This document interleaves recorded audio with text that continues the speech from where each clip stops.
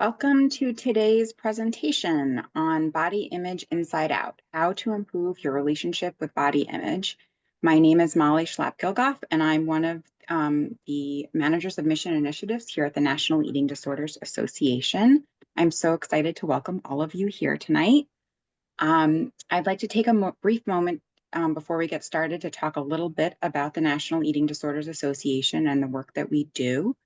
NEDA is a nonprofit organization working to increase awareness of eating disorders, provide information and resources, advance research, and advocate for change. Through campaigns like Eating Disorders Awareness Week and Body Acceptance Week, and through our Campus Warriors and Walks programs, we are working to increase public understanding of these complex disorders. We also provide information and resources through the Grace Collin Cozine Resource Center, our toolkits, a screening tool which has helped over 1 million people, as well as through our educational programs like the ED 101 presentation and webinars like the one we're doing tonight. Additionally, we invest in innovative research that helps to develop and further effective treatments and work in collaboration with other groups to improve policies and systems to prevent eating disorders and expand access to quality care. If you would like to support our work and more programming like this webinar, we would appreciate any donations. This webinar is presented by Deb Shatter and Whitney Otto. Deb is one of Boston's leading clinicians in the areas of body image and eating disorder recovery with over 30 years of experience in the field. Beyond her private practice, Deb trains other therapists and health professionals on how to best approach body image with their clients. Whitney is a U.S. World Rowing Champion and 2000 Olympic alternate who pivoted her skill and passion into helping individuals and teams achieve their goals. She has over a decade of experience treating eating disorders as a clinician and has served as a master coach for physicians, elite athletes, and entrepreneurs and C-suite executives. Together, Deb and Whitney co-facilitate in-person and online workshops through their Body Image Inside Out platform. If you have any questions during the presentation, please share them in the chat feature, and I'll relay them to Deb and Whitney at the end of the presentation during a period for questions and answers. Now I'll turn it over to Deb and Whitney. Thank you both so much for being here. You take it away. Thank you so much, Molly. We're so glad to be here. It feels like such a pleasure, and we're so excited that you're all here with us. So we're going to dive right in. Welcome to Body Image Inside Out 101. And we like to take a slightly playful approach to things because it is such a heavy topic. So in that spirit, I'm going to kick it off with a bit of a poem. It's sort of like if this book we wrote, Body Image Inside Out, and Dr. Seuss met and did a mashup poem. This might be what comes out. My thighs are too big, my arms are too small, my face is too full, my height is too tall, my hips are too wide, my lips are too thin. Oh, it's so hard to live in this skin that we are taught to compare, to critique, and to fix with a billion fancy products and fix-it plans in the mix, so that we can be told through what we can be sold that nothing about us is okay as it is. And what if this desire, this hope to be seen was helping us manage what was missing, overwhelming, or mean? We want to feel free, to feel peace, for this we yearn. What if this is something we can learn? So this is an hour about learning some different approaches to feeling better in our skin, more peace. And we do that by helping people develop a relationship with their body image.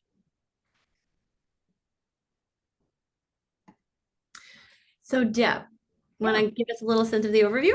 Sure. So we're going to give you a little bit of sense of the structure tonight. We're going to do a little bit of teaching and then weave in some of the exercises that we do in our workshops. And then we're going to leave about 15, 20 minutes for Q&As that Molly's going to help coordinate. And so we'll be able to answer your questions. And I would just say we love the Q&A part. Yeah. So please, any questions you have, write them down as we're going. Yes. And please feel free to chat along the way. It's really fun for us because we don't get to see your faces. So chat on in, and when we do the exercise, you'll get the chance to chat as well. So one of the things that we wanted to mention briefly is just the idea of language, because body image so often comes in the form of how either we speak about other people or we speak about ourselves.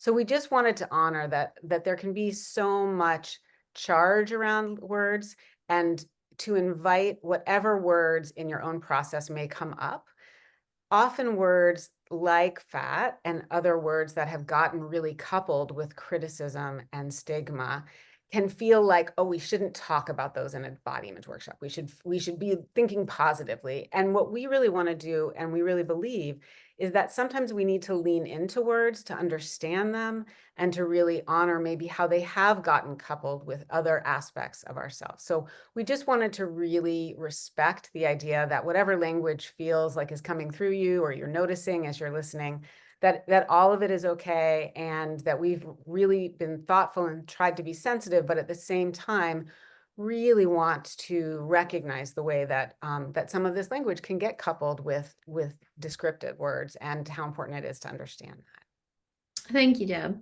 Of course. And the next thing I want to say, as somebody who does the majority, 90% of their work over Zoom, that even though it's a webinar and we all can't see each other or we can't see you, your presence is valuable.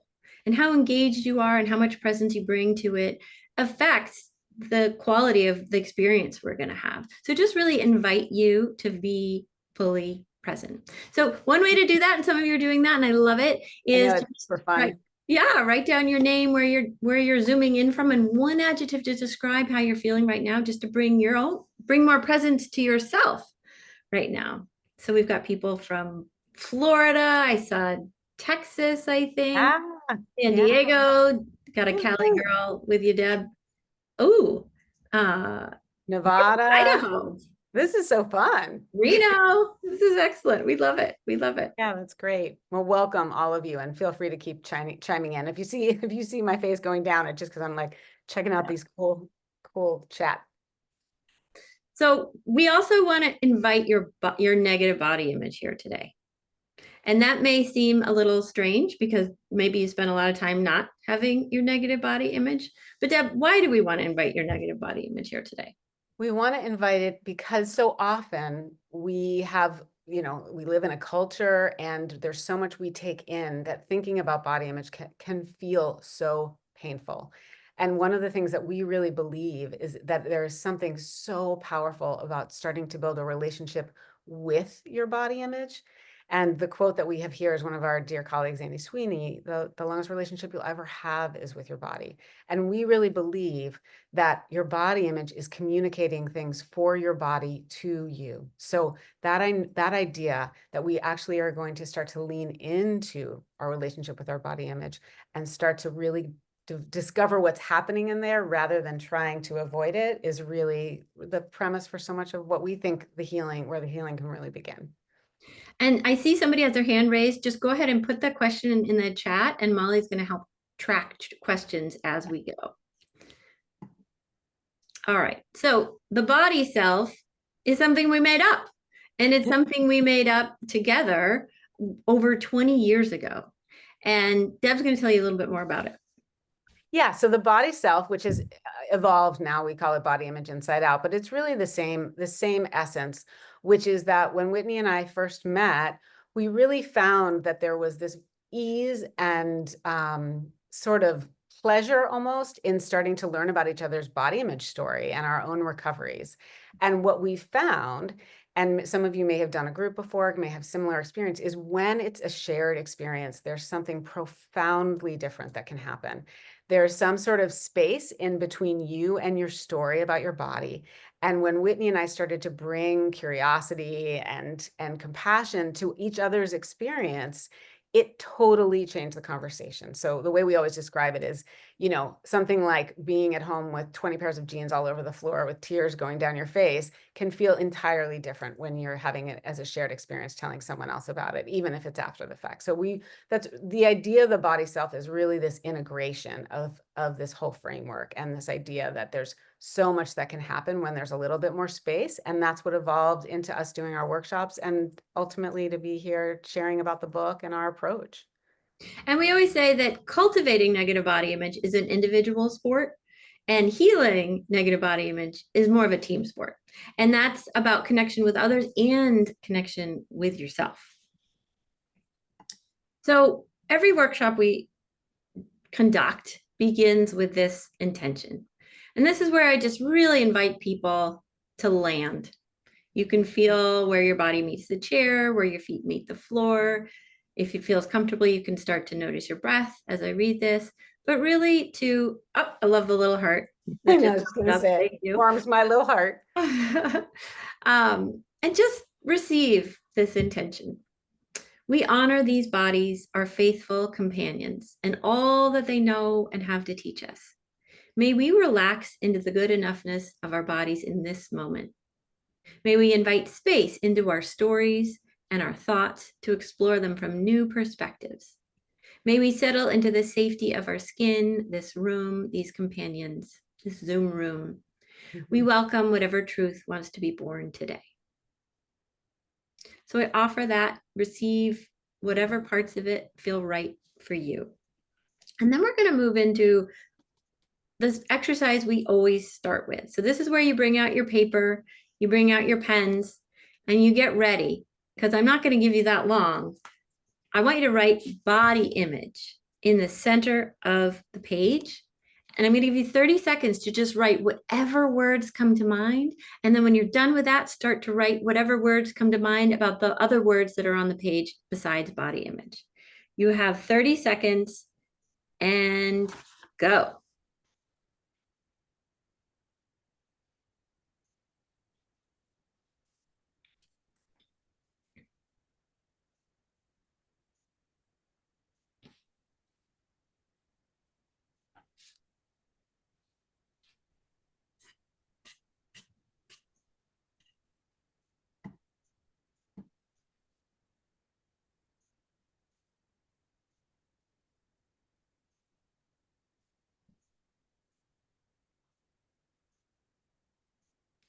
All right, and go ahead and write down those last 2 or 3 words.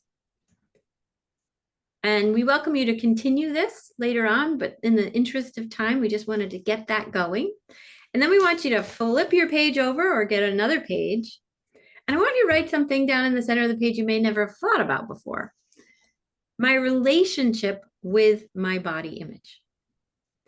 And I'm going to give you 40 seconds to write down some words, whatever words come to mind.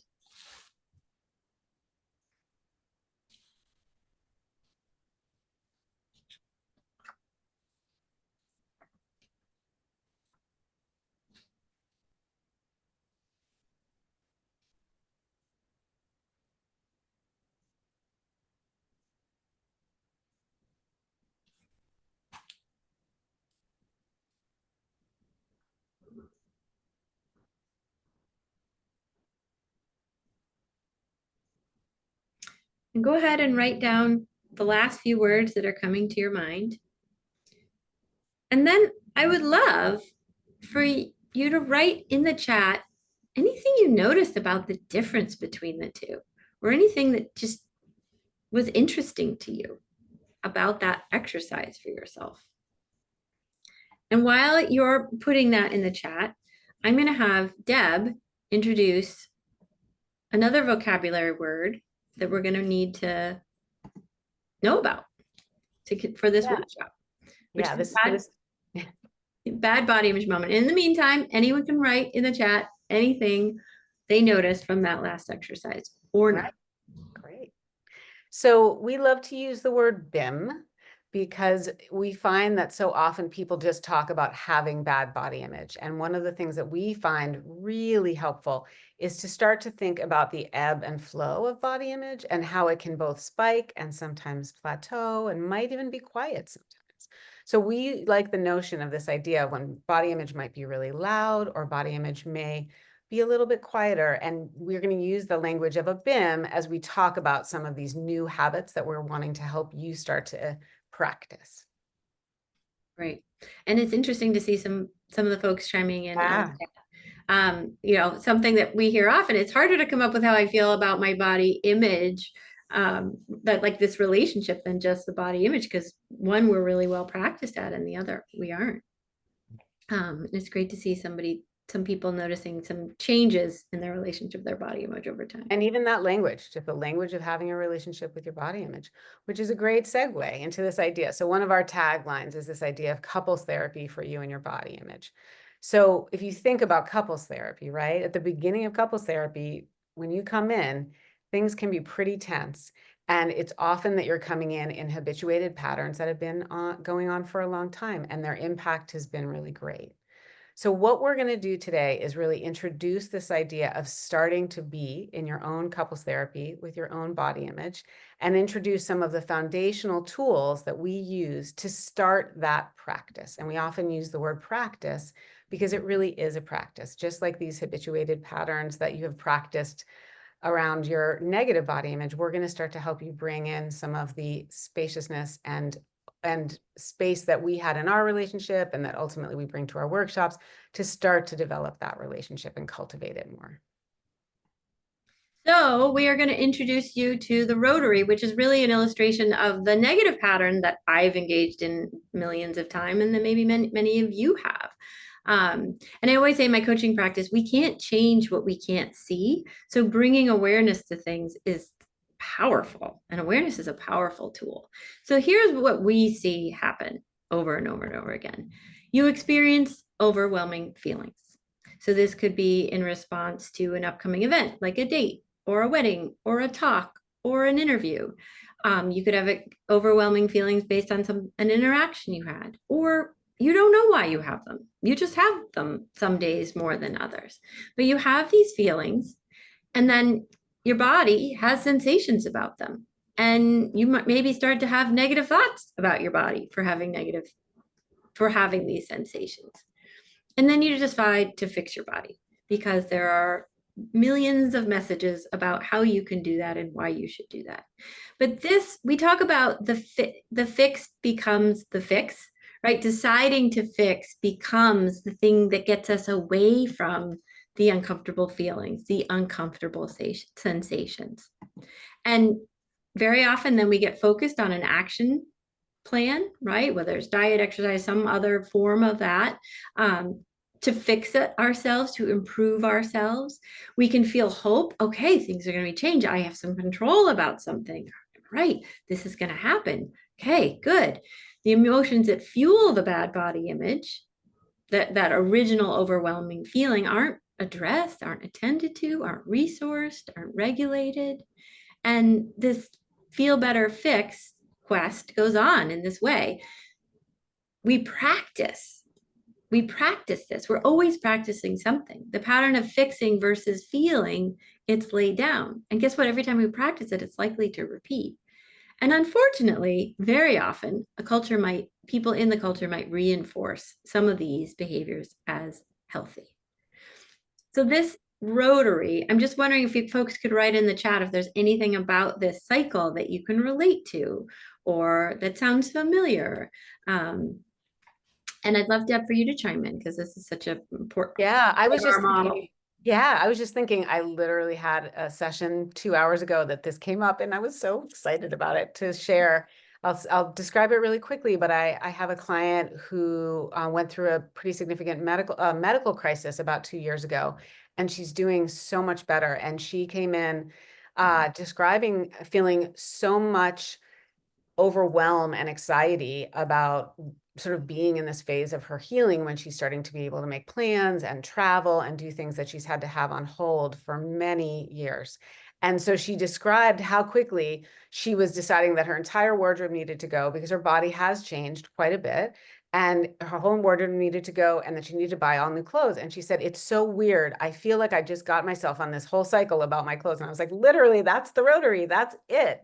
And so what was really, really cool was that she was able to bring in that awareness and just really notice that there was a way that she was really directing a lot of that overwhelm about an entirely new chapter of her life, with lots of unknowns attached to it, into fixing her closet and fixing, in a way, fixing how she felt in her clothes, but really feeling like everything felt wrong and needed to be fixed. I mean, that was really the compelling experience. And it really was powerful to hear her talk about it. And it felt just like what we always like to share in here, which are these moments, these BIMs that capture these really potent moments in our lives, and sometimes chapters in our lives.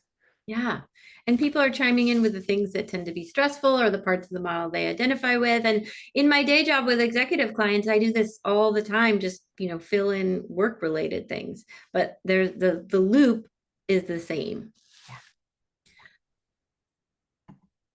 All right. So muscle number 1 that we talk about in chapter 3 of the book, we call it mindful awareness. And that's sort of the fancy term, mindful awareness. And one other way we talk about it is just noticing without the attitude. Because very often when we notice ourselves, when we talk about ourselves, we got a lot of attitude. Deb says to her clients all the time, like, can you say that to me without the attitude, or say that to yourself without the attitude? So what we're trying to do here is report out what's happening with our body image, with our negative body image thoughts, without judgment, criticism, or attitude, with more neutrality. So I always say, like, pretend you're a newspaper reporter who's supposed to just be getting the facts and be neutral about something versus having a strong opinion about it. So a judging might look like, I look terrible. I hate the way I look in every pair of pants. I have the opposite of a trendy shape. No one will ever find me sexy. Very detailed, very judgy.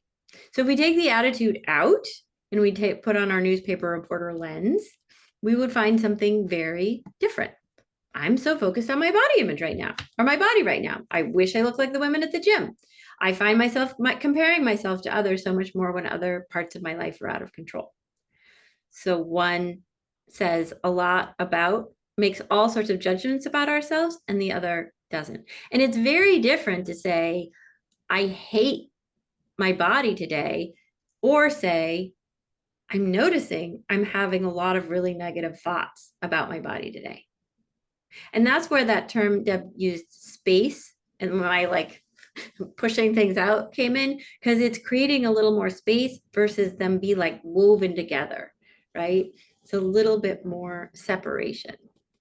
And it can often feel like we are our body image, and the opportunity to think that there might actually be a space in between is a really different way to think about it. Thank you in the chat. You guys are teaching one another with BIMs and what they stand for. I love it. So let's practice again. We've all had a lot of practice with the other way of doing it. So let's practice again this removing the attitude idea. I'm so big. Nobody will notice me when I go to college in the fall. Judging. Observing. My negative body image thoughts are so intense today. I'm making lots of nasty judgments about my size and being so critical of my body as I sign up for classes. Same situation. Newspaper reporter has a little more space and less attitude. Mm-hmm. So, Deb, do you think they're ready to try one? I do. Okay. So this one you guys get to try.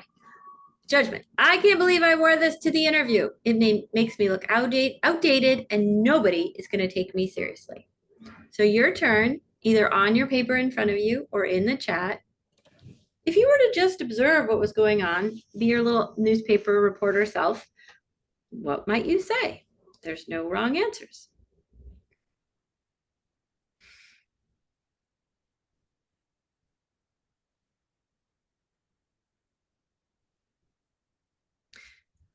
Deb, what might you say? I might say, wow, I am feeling super critical about what I wore today and focusing so much more on that than what actually I'm feeling. I have a feeling this must have something to do with what I'm doing today. I'm noticing that I'm really having a lot of big feelings about this interview. Yeah, or as someone in the chat wrote, I'm really anxious about the interview and taking it out on my body. Bam. That's awesome. Better than mine. I love it. A little more succinct, but you know, you both got to the heart of it. Yep. I'm nervous because I have this interview, which is why I'm being very tough on myself. Great, right? It's looking at the broad context and just naming what's happening. Exactly. And it can be, I mean, chances are, I mean, we have to practice this stuff still all the time. Like, you know, you're 20 negative thoughts down the road before you're like, oh, wait a minute. There's another option here. I'm noticing I'm having a lot of negative thoughts at this moment, right? Okay. So that's the first one. The first thing is mindful awareness opens the door. It gets a little bit more space. And then what happens next, Deb? Curiosity invites us in, which and where does it take us? So welcoming.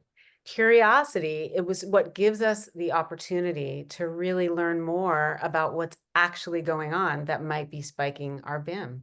So curiosity is sort of, if you think of the image of walking in the door, right? It's actually getting into that space in between us and our negative body image and starting to really wonder what is happening that might be triggering our body image and making it louder in this moment. Yeah, so it's really looking at that external context, Yeah. right? So for your client that you just mentioned, oh my gosh, they get to travel for the first time. Yeah. Oh, this is exciting. This is stimulating. Yeah. This is new. This is change. And there are a lot of feelings that are coming up, and somehow if I have the right outfit and my body looks good, somehow it'll maybe feel a little bit less overwhelming. Sometimes it'll go away. So curiosity outside in, broader context. What's going on? Get curious. When you Yep. start to have a negative body image, it's an invitation to bring in that mindfulness, and it's an invitation to go, huh, what else is going on here? Exactly. Exactly. What And about inside out curiosity? Inside out. And this actually happened today too. It was fascinating. I'll tell you about that as I go. Curiosity inside out is this idea of really starting to get some inquiry about what is it I believe, excuse me, what is it I believe will happen if my body or body part is different? And again, if we take the judgment out, that might sound like a terrible thing to ask ourselves. Well, my body should be different. But what if we're actually getting curious about what might we have, or what might we think we will get, both in how we see ourselves and then how we might feel if our body were different. So asking that question, and with my client, pretty quickly she thought, wow, if I have the right clothes, I'll feel less overwhelmed, and then I will feel freer. And all of the things that were sort of feeling on top of her, somehow there was a fantasy with a new wardrobe that would somehow simplify it. So it's really an opportunity to really think about what is the fantasy offering you that might be really offering you something that goes far beyond a certain kind of body and much more about how we feel. Right, because you had 17 people that wanted to be a certain part of their body to be different. You might have 17 different reasons of what they think they would feel if they had a smaller blah blah blah, right? So it gets very personal, and that's why we want you to ask these questions, because they're unique to you, and you're going to learn more about yourself by being curious. Exactly. Right. So from the example earlier, the person signing up for classes as a new freshman at school, having a certain body type may make them feel more confident, make them feel more likable, right? Who knows what it is, but getting curious about that. And also less of something, right? When we're feeling overrun. So if they're feeling really anxious, the idea that, oh, if this is like this, then I won't feel as fill in the blank, that's can feel pretty compelling. And so, and you won't actually learn about what it is that maybe needs your attention. So that's why it's so great to start to translate this stuff and learn more about what the fantasy of the body is that's actually trying to take care of. Before we go, I'm going to have Deb go on to the next phase, but I also want to invite questions in the chat if, as we're going, something's not clear, so that Molly can call them out, or I can call them out and we can get them addressed, because we can't see your faces and we don't know whether this is registering or whether you have landing. Yep. Yeah. So if it's landing and you're following, maybe put a thumbs up or some sort of a emoji in there, or yes. And if you're having we got a thumbs up. And if you're having questions, feel free to put them in the chat. Okay, we got some flying. This is better. This is great. I love it. Oh guys. My God. I want to wake up to this every morning. All right. I think, I was just going to say, I think you just asked for, you needed a little more of something. You needed a little bit more of a sense that this was making sense for you guys. This might all be one person, but I don't care. Yeah, we love it. All right, what happens next? Mindful awareness opens the door, curiosity invites us in, and what does compassion do? Compassion helps us connect with ourselves. And compassion is such an underrated muscle, and it has the potential to offer so much. So when we start to make those connections, about what might be happening either in our external environment when we start to notice, right, that our body image is starting to get really loud, and then we create that curiosity and start to learn a little bit more about why it's getting loud. Then we have the opportunity to start to really show up for ourselves and say, wow, it makes so much sense that I feel completely overwhelmed about this, what I'm going to wear to this date. And now I have a pile of everything I own on the floor. Or I feel like I've been so focused on my body for the last 4 days because fill in the blank. It makes so much sense, right? Isn't that what we all need to hear when we feel something big? So it's really an opportunity to show up for yourself in a different way and to really move into much more of a grounded place about what's happening and an understanding of what's happening for yourself. And likely you may be really bad at it. So, because you probably don't have a lot of practice with it. So that's why we first have you practice with it as though you're offering it to somebody else. That's the first stage to accessing it. So thinking about how might I respond to if this was a friend of mine or a family member that I really cared about, right? It makes so much sense. That validation, right? Just like the thumbs and the hearts, I needed a little validation. It makes so much sense that you are feeling blank because blank. How different is that from your body's messed up or the wrong blah, blah, blah, blah, right? Like, oh, it makes so much sense that you're having big feelings about this. And maybe you can't quite handle them all on your own because this is big.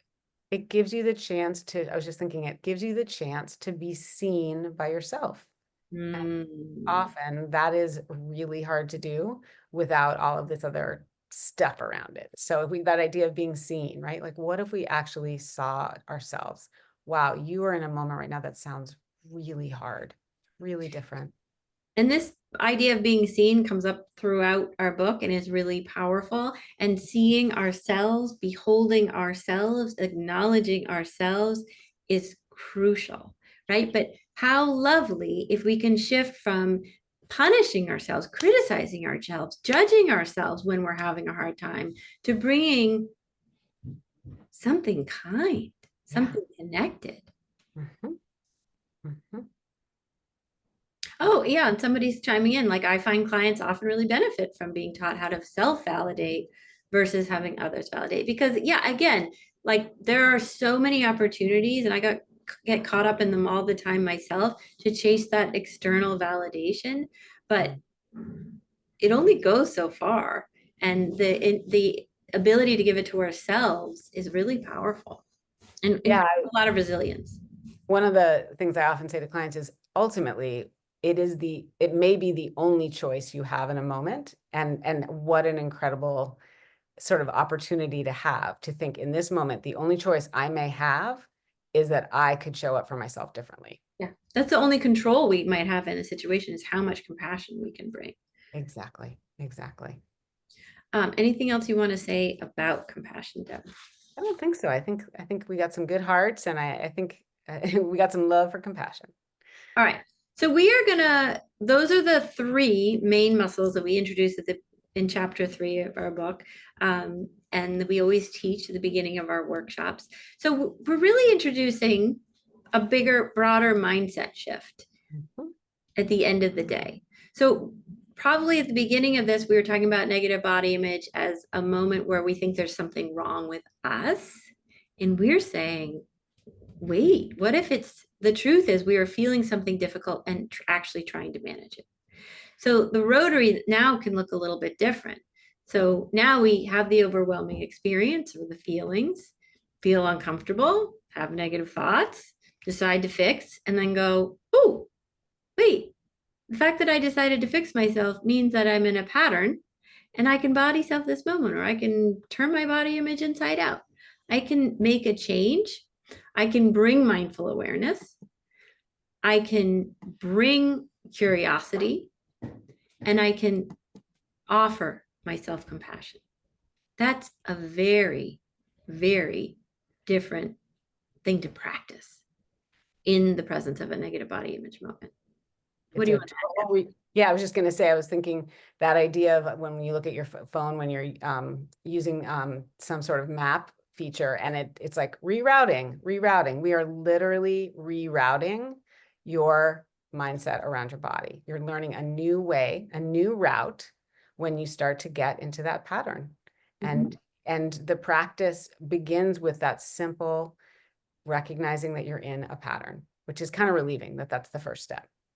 And if you were to be in a day-long workshop with us, like what we then ultimately is how do we do more steps, but how do we resource ourselves? So we're giving ourselves compassion, but then how do we give ourselves what we actually needed? Because we didn't need a diet and we didn't need another pair of pants. We needed something very different, likely in that moment. And what was it and how do we get it? So that's just a little sneak peek. So we would love to practice. Okay. Oh my gosh, I'm having a BIM. I'm going to a wedding. It's an old college friend I haven't seen in a million years. I haven't seen anyone at the wedding. I'm feeling particularly old and I'm starting to have a plan of how I'm going to fix myself. I'm going to fix my body. What should I do? What's one of the next things I could do rather than go start to fix my body? We can write it in the chat. I'm going to encourage you to write it in the chat. So as I have to write it in the chat. Yeah, you bring a lot of validation. Yes. Yeah. I am wanting to fix myself. Yeah. Take the judgment out. Oh, wow. I'm noticing. I'm feeling negative things about my body and I'm noticing I want to fix it. Great. Notice your attitude. That's awesome. Exactly. Start to say, whoa, there's something getting really snarky here. What is happening? Maybe I could practice taking the attitude out and see what I'm left with. Exactly. Yeah. So we're going to bring that mindful awareness. And once we've done that, once we've taken out the attitude, the judgment, we've validated ourselves, what might we do next? Begins with a C. And it rhymes with furious. I was going to say either C will do. Come on. Who wants to be the big winner here? Rhymes with furious. Mindful awareness opens the door. And then do we want to ask some questions maybe about what's going on in the broader context? Yeah. Oh, there we go. Be curious. Yeah. Yeah, you want to be curious. You want to be curious about the broader context. And then I want to be curious maybe about what I think will be different if I have the right purple shirt. And then I want to bring compassion. Yes. And I want to validate. This is hard. You haven't seen these people in a long time. You've changed. Yeah, it makes sense that you're feeling like this is a big deal and that you want the perfect purple shirt. In the perfect, not purple body. Yeah, the perfect body, the perfect purple shirt. Exactly. So mindful awareness, take the attitude out, be a newspaper reporter, get curious, broader context, get curious about what you think having the X body difference is going to allow you to feel or allow you to have more of or less of, and then bring some compassion for the fact that it must be hard. Otherwise you wouldn't be having a bad body image spike.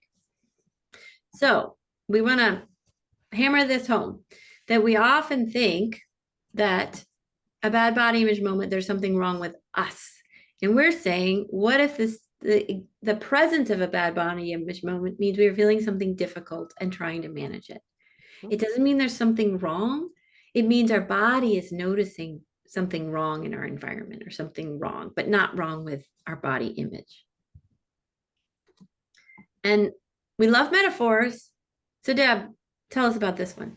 Yes, this is one of my favorites, even though I don't understand a whole lot about cars. But the way that the way that we think about body image spikes is that it's almost like an indicator light in your car, that some light is coming on and it's letting us know that something's funky. And if we move away again from that idea that it's our body is what's wrong, that we get this opportunity to go under the hood and check and see what else might be going on. And the second part of the metaphor, which I really love that Whitney came up with, is when we get that indicator light, it's really important, this is hammering home the curiosity, is check. I mean, I love that this is check on it because you got to check it out, right? Because if all of a sudden body image spikes and you just start cleaning the car, you may be missing what actually needs to be tended to. So it's really an opportunity to look under the hood and figure out what it is that is actually going on. And then you can figure out what your car might need. So it might just be windshield wiper fluid. It might be, it might be piping up your tires or clean your windshield, but it's really an important step to see it as a light and an indication that there's something to follow and learn more about, and not an indicator that something is wrong with you. Right. So responding to our negative body image moments with an exercise plan, for the sake of changing ourselves, is akin to seeing the check engine light going on and then going and getting your car washed. That's what we're proposing here. Right. So checkout questions. We've offered a lot of material, and one great way to consolidate the learning for you personally is just answer this question. What's become more clear to you as a result of this workshop today? Would love for you to put it in the chat, but if not, put it on your piece of paper. And then again, to inspire action and for a little accountability, you're welcome to say, what's the one thing you are willing to practice in the chat or on your One own. thing you might have felt drawn to, or you think would be a great place to begin your practice. So I'll give you 30 seconds to write those down, either here or on your own.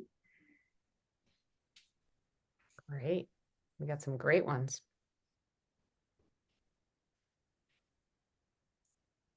Yeah, I love that. So compassion. Yeah. So fun to see other people using the terms.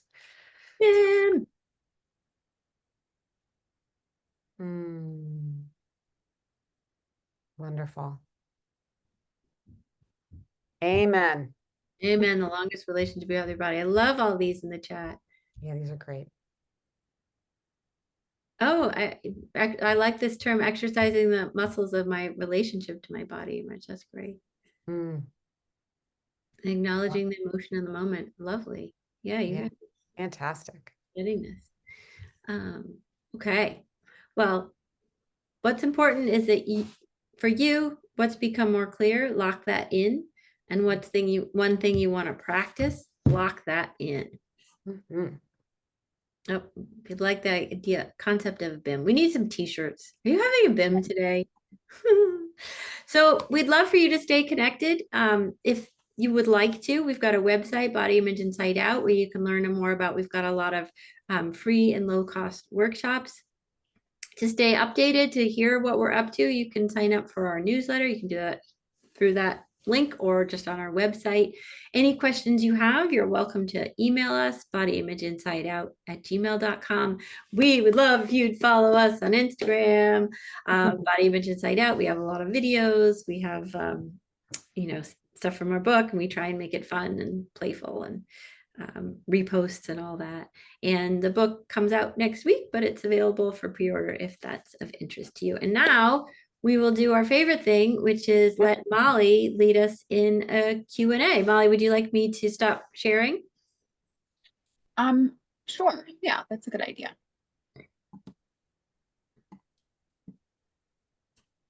So we have one question first up, and I'll put it in the chat for you. Great. You want me to read it out loud, or do you want to read it out loud? You can read it, Molly. Yeah. Okay. I have several rare complex medical conditions. My body weight is fluctuating constantly. I am noticing that my medical providers tend to feed my negative body image cycle and the language that they use when they can't fix my body as expected. Any ideas on how to change my thinking when I experience these triggers? Also, is there a way to help change the dialogue of my medical disability community? Deb, this is all you. I thought you were going to say that. Such an awesome question. I feel so much compassion. I work with so many people who are navigating different kinds of medical conditions, and it is such a, I'll almost say like a natural segue into body stuff, because when we have feelings about how our body is doing, whether it's thriving or not thriving, can absolutely start to blend into how we see it. So I'm so sorry that you're having the experience with providers that are giving you that feedback. And it sounds like they actually are having BIMs about you, which I just want to maybe help you reframe, because the reality is those are actually their parts and their bodies that they're thinking about when they're giving you that feedback, because that actually sounds like a really inaccurate mirroring of what's going on for you. So what I would say is even just that simple idea that it's actually their parts, their perceptions, their beliefs about their own bodies or bodies, what bodies should be, that's getting projected on you, I think is a really important place to start. It sounds like you actually have quite a bit of clarity yourself about how your body image is affecting you. I'm sorry, how your medical experience is affecting your body image and how it's affecting your body. So I think that's fantastic. I would really encourage you to cultivate that practice that you're already building, which is that there is a relationship. And one of the things that Whitney and I often talk about is that body image is so often something that is changing because our bodies are changing. And it sounds like for you, that's even in more a more highlighted experience. So I would say you're doing a fantastic job, and continue to work on the compassion. I think that's huge, huge, huge. And in terms of the dialogue in the medical community, I could go off on an entire tangent, but my fantasy is at some point to be able to bring this more to those environments. Whitney and I have talked about starting to do more trainings. We have in the past in some of the community health clinics, really bringing some of our teaching to medical environments where they really are getting so little training on body image and eating disorder. So that's, I would say, any way that you can advocate for that or bring us to your people. But we've already gotten some really cool requests from different medical environments, and we're hoping to do more of that, because we feel like I would ultimately love to be at a medical school and be able, not as a visitor, to bring this to them, because I think it absolutely is a part of the conversation that needs to be happening. So thank you so much. It was an amazing share. Thanks, Stephen Whitney. We do have some more questions coming in. Up next, we have, how do you find that social media impacts BIM, and how might we better navigate it to maintain a healthier body image? Oh my God, great question. Yeah. You want to give it a shot? I think we should both answer it. Yeah, you go first, because I feel like I feel like your lens on Instagram is really cool. I feel like I think I'm creating for it as well as perusing it as a human. I think, like with so many things, bring a lot of curiosity to it. Like there is the research, if we spend more than blah, blah, blah amount of time on social media, we know that's not good for us. But just notice yourself, like, ooh, when I'm on these accounts, like I feel inspired, I feel creative, I feel excited. But I'm noticing when I'm on these kinds of accounts, or when people are making sure they look this certain way when they're presenting, I don't feel as good. And I start to compare myself, and I start to think, but I should be different. That's what I do, is I just bring a lot of awareness and curiosity, and I recalibrate, because I'm constantly finding myself, oh, that doesn't feel good, and I need to pull back, or I need to So there is no, in any of this, there's no arriving. There's just using the tools, practicing, and recalibrating. And I would just add, are you done with? I think so. I mean, we could go on for hours, but this is such a rich topic. But what I would just add, or sort of, just adjunct to what Whitney said, is the idea of not only noticing, but really paying attention to what's happening and on a sensory level in your body. I find it really interesting. Most of my Instagram feed is filled with either travel pictures or artists. And when it goes into something that doesn't land right with my body, pretty quickly, I'll just feel my sensations in my body change. So I know that may sound a little weird, but starting to pay attention to what happens on the inside is a really good information about how it's landing in your body, and potentially with kind of your nervous system, and what actually is feeling right. So really paying attention to how your body feels, not only your emotions, but actually the sensations in your body. Maybe your stomach drops or your shoulders go up.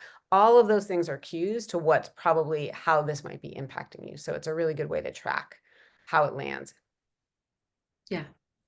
And it's hard. It's documented to lower body image happiness. So just know that. Totally. And I guess I'll just add too, the reason that that's what my feed is full of is I know is how it makes my body feel. And so that can be something to really be curious about, is what's on your feed, and maybe being curious about what actually might nourish you. What if you are going to be if you are going to be taking in this reel, right? You're going to be scrolling, and there's going to be stuff going into you. What do you want going inside? Yeah. Do you want funny cat videos? Do you want fashion, cooking, travel? Pictures of Bali and, beautiful fruit, whatever. So yeah. And if some part that wasn't fully answered, you can add another question in there. Totally. We are done with that one, Molly. You want to give us the next one? Sure. How do you address and open up a conversation with teenagers whose identity, popularity, and status seem to be engulfed in body image among peers? Go, These are Deb. juicy. Yep. So we just did a piece of writing about coaching parents, and there's so much to say about this. But what I think I'm going to say, there are sort of two data points that I would think about, or two bullet points to start with. One is, notice what's happening if you're a parent or you're a peer. Either way, notice what's happening for you, because that's the most important place to start. You're going to be able to access more of the things we described, the mindful awareness, the curiosity, the compassion for this kiddo, if you're in a more grounded place. So even just starting by noticing, like, wow, what am I feeling as I'm hearing this adolescent talk about this stuff? And what do I know about me and my own body image and my own body image experience? And what's going to happen? And how do I want to kind of show up for this conversation? So I say that's number one. And then number two is, even though you may be doing it in code, you're kind of going to be doing the same things that we do, which is really inviting them very subtly, because they're adolescents, so you got to keep it loose, to start to get curious. So well, first of all, to do the noticing, I skipped a step there. So first of all, it's just being like, wow, newspaper reporter, I hear you really talking a lot about how you feel about your body in this way. So even though you're not trying to talk them out of it, because that's really going to probably keep them from being able to stay engaged if they feel like you're not really seeing them. So really saying, I really see you and I hear what you're describing, and this is what I'm hearing. Versus trying to talk them out of it, which is compelling. Exactly. Right. You want them to not feel it, but the more you can say, I really hear you, that you're feeling really critical of blah, blah, blah.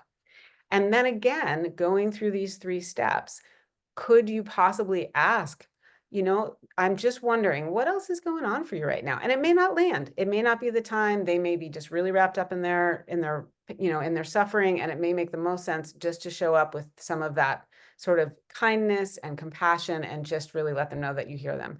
But if there's a little bit of room for it, I think bringing in a little bit of curiosity and just trying to see with them if there's anything that they notice. They might be like, whether there's that dance coming on Friday and I just have no idea how it's going to go, and no one wants to go with me, or whatever it is. And then, the compassion, of course, comes with that. So I would say it's the same 3 muscles. You may just be doing it all light, so that it may not feel so formulaic, but really giving them the chance to kind of start to teach them that those are ways to respond when things start to amp up. And we even use the word BIM, because it can be really helpful to just be like, oh, it's a bad body image moment. Those suck. Those are so hard.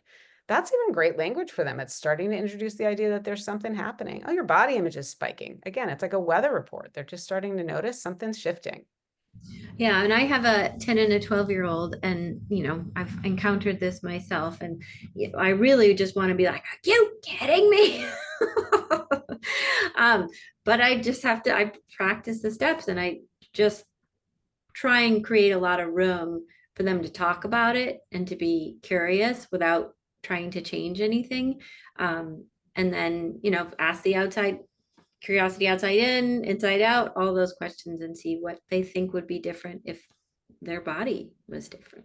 And again, even if they don't get it or they can't answer in the moment, that's such a different way to come at it, right? Such a different way to bring that kind of curiosity to their experience. That's a great beginning for them. And again, if there's still lingering questions about this, feel free to add a new one. Yeah. Molly? Yeah, so kind of a related question. How should parents change the way they speak about their own bodies in front of their children? Well, go ahead. You want me to go first? I was just going to say, I will say I definitely look in the mirror and I'm not, there's definitely critical moments. I don't say them out loud, but when I see my child critical of their body, I want to take it all back. Like it all feels so different when I'm aware that they might be learning, that I'm a teacher, right? So I'm just gonna call that out for myself and name that Yeah. challenge as a parent because it's so easy to just sort of be like, oh, I'd look better if I was, even if it's just subtle in how they see me look in the mirror. I actively don't say anything negative, but it it's amazing how different it feels what I say to myself, even if it's in my head when I see my child critical of themselves. And one of the things I also will say to them is and then I remind myself, like, I don't want you to practice being critical of yourself.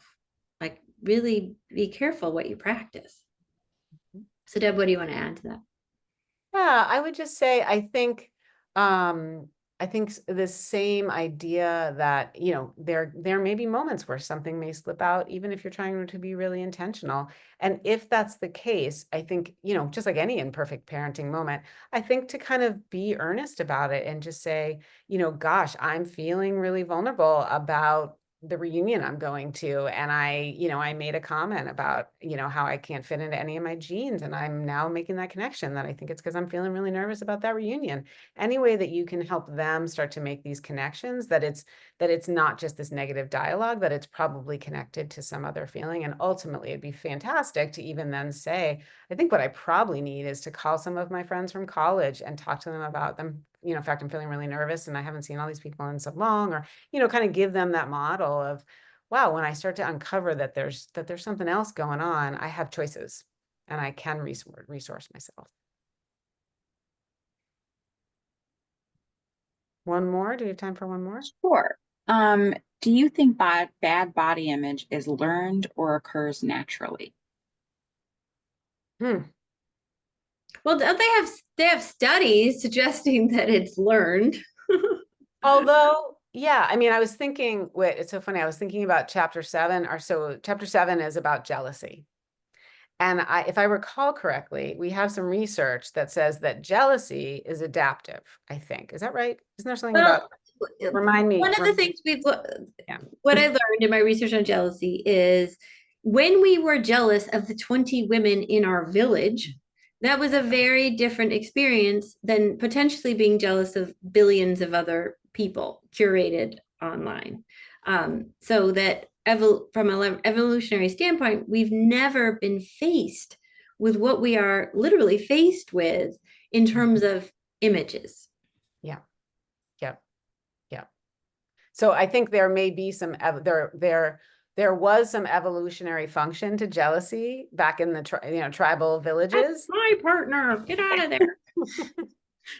In terms of survival, and now it probably feels like survival, but it definitely is not. So, and we talk a lot in the book about family culture and other cultures too. Sport culture, art culture. Ways that in different environments, bodies have different currency. And that's something to be really curious about. And often it's ancestrally passed down. There's all kinds of reasons why being in certain bodies may have been of certain value in family systems or in other systems. So I think it can be something to really develop more curiosity around and to learn more about kind of what it is that's informed. Kind of, you may have landed it in this generation with just Instagram at your fingertips, but there may be lots of much more macro reasons that may be something that's feeling so loud. So I think that's all the time we have for tonight, but I think we got to pretty much everybody. Yeah. Great. And we really do mean it. We love, if people have other questions, feel free to email us directly. Love the hearts. So sweet. Thanks for the hearts. Yeah. It's been such a pleasure. It really has. This has just been such a cool opportunity to share a little bit, a smidge of kind of what we think of the practice. Thank you so much for having us. Yeah. Thank you so much for all that you've taught us tonight. Our pleasure. Okay. Good night, everybody. Good Thanks night. for attending.